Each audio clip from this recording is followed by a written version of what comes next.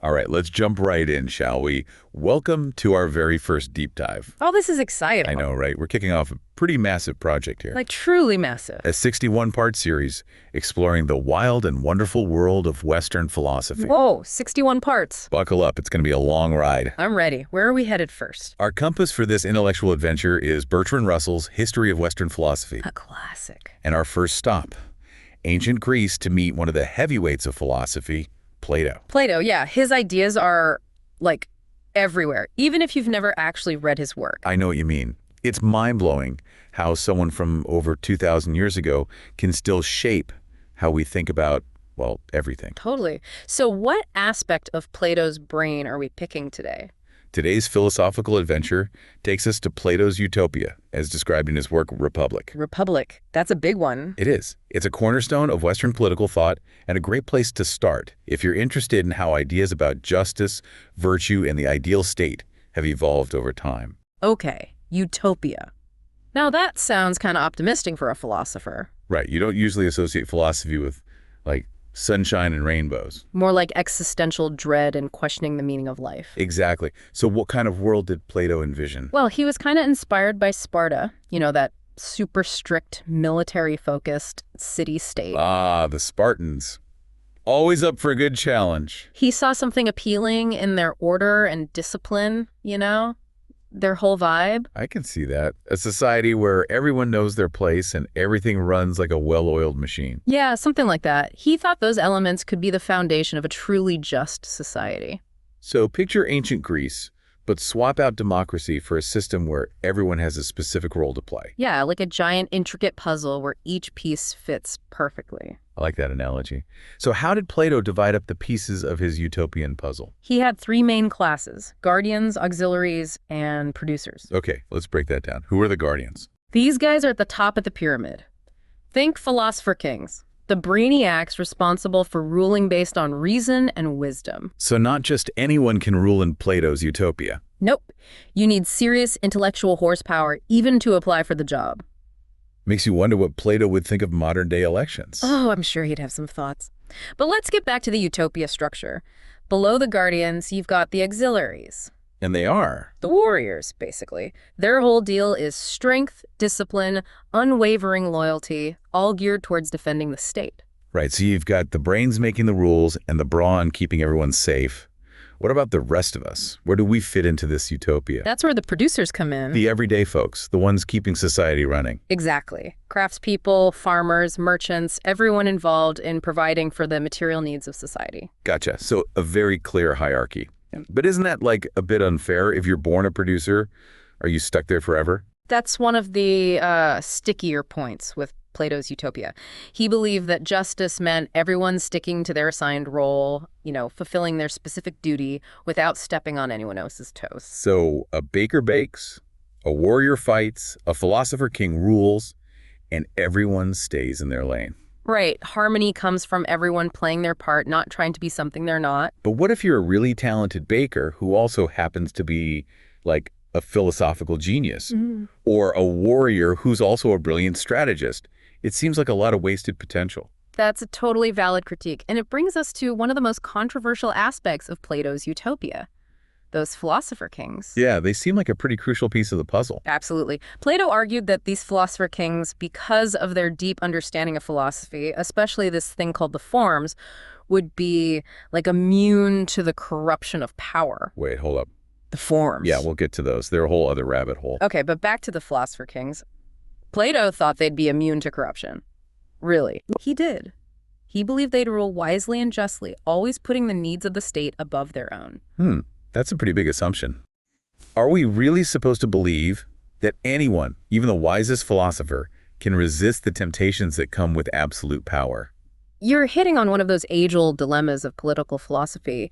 How do you create a system that balances power, freedom, and the potential for both individual and collective good? Yeah, it's a tricky balancing act. It is. And Plato was wrestling with those same questions. His answers might not be perfect, but they offer some really valuable insights. They make you think, They do. So maybe Plato's Republic is more of a thought experiment than a practical blueprint, something to learn from, even if we don't agree with all of it. I think that's a great way to approach it. It's not about replicating Plato's utopia exactly, but about using his ideas to think critically about how we organize our own societies. To figure out how to create a more just and harmonious world, even if it looks different from Plato's vision. Right. And one of the big questions he raises is, how do you create these philosopher kings in the first place? Like, where do they come from? It's not like they just appear out of thin air. Nope. And that's where Plato's emphasis on education comes in. So it's not just about what you know, but about who you are and how you use that knowledge. Exactly. He envisioned education as this, like, transformative process that shapes your character, your potential. So it's not just about cramming facts into your head, but about developing your whole self. Yes. Nurturing both the mind and the soul. Okay, I'm digging this holistic approach to education. Yeah. So would everyone in Plato's utopia get the same education? That's a great question. He believed in a core education for all citizens, but also saw the need for specialized training to prepare them for their specific roles. So like future guardians would need a different kind of education than, say, someone training to be a blacksmith. Exactly. Future guardians would need, like, intense philosophical training to prepare them for the challenges of leadership. Right. Well, a blacksmith would focus on the practical skills of their craft. Makes sense. It does.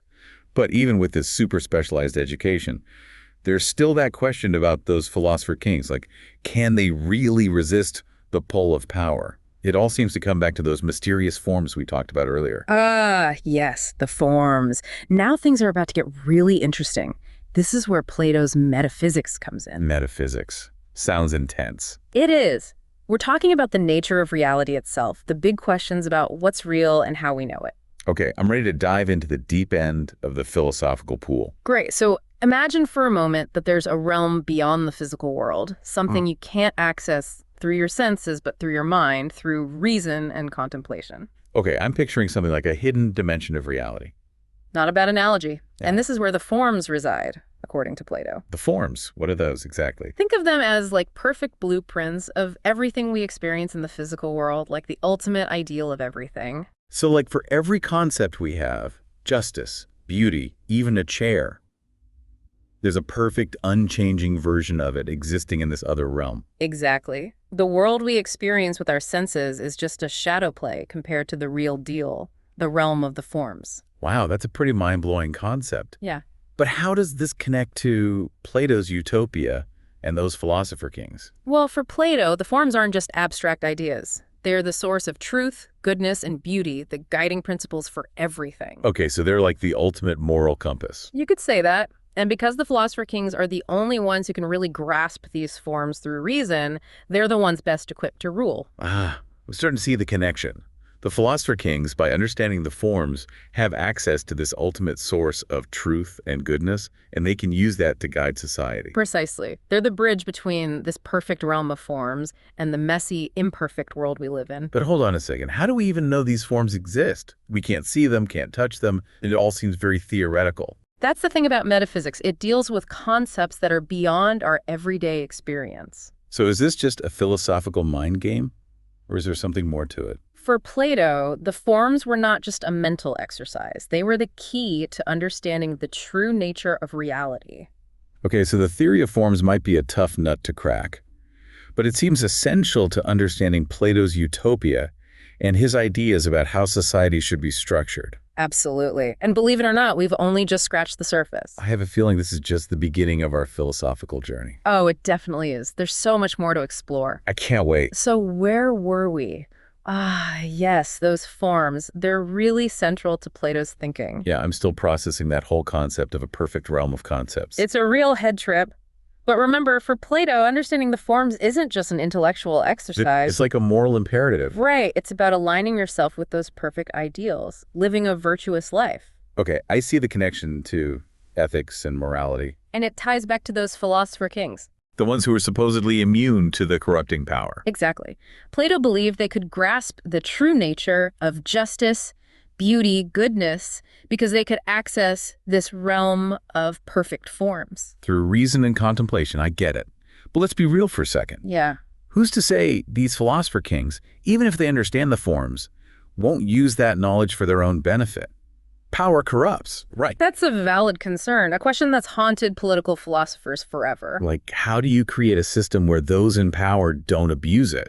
That's the million-dollar question. Plato tried to address this by saying that the philosopher kings, because they're so wise, would be inherently just and selfless. They'd be driven by the common good, not their own selfish desires. Precisely. But is that realistic? I mean, come on. Can we really expect anyone, even the most enlightened philosopher, to completely transcend their ego? It is a tall order. History's full of examples of power corrupting even the best intentions. Exactly. So maybe Plato's utopia is a bit too optimistic, a bit too idealistic. Maybe so. But even if his solution isn't perfect, it raises important questions. Like, is it even possible to design a system where power is truly safe from corruption? Right. Or are we always going to have to grapple with human fallibility? Big questions. And I don't think Plato necessarily had all the answers, but I do appreciate that he was like grappling with these issues head on. Oh, absolutely. Issues that are still relevant today. As we try to build just and equitable societies. Right. And I think that's what makes Plato's Republic so enduring. It's not so much a blueprint as it is a thought experiment A way of exploring different possibilities, challenging us to think critically. about what makes a good life and a just society. Exactly. And that brings us to another one of Plato's big ideas, education. Ah, yes. Education. We touched on that earlier, but I'm ready to dive deeper. Me too. So for Plato, education wasn't just about stuffing facts into your head, It was about shaping character, cultivating virtue, nurturing the soul. like a holistic approach. Exactly. He envisioned education as a lifelong process that developed the whole person. So what did this Platonic education look like? What was on the curriculum? Well, he was a big fan of gymnastics for physical development. Makes sense. Healthy body, healthy mind. Right. And then there was music and poetry. To nourish the soul. Yes. And, of course, philosophy to train the mind in logic and reasoning. A well-rounded education. But I'm guessing it wasn't one size fits all. You're sharp. Plato believed that everyone should have a foundational education, but it should also be tailored to the specific role each person would play in society. Ah, so like those specialized tracks we see in education today. Kind of. Future guardians, for example, they'd need a heavy dose of philosophy. To prepare them for leadership. Right. While the auxiliaries would focus on physical and military training. And the producers would learn the skills of their craft. You got it. Okay, so everyone gets the education they need to contribute to society. That was the idea. But I have to ask, what about individual choice? What if someone's born into their producer class, but has dreams of being a philosopher? That's the big question, and it's one of the main criticisms of Plato's Utopia. Is it truly just to assign people roles based on their perceived abilities? Or should a just society allow for social mobility, individual choice?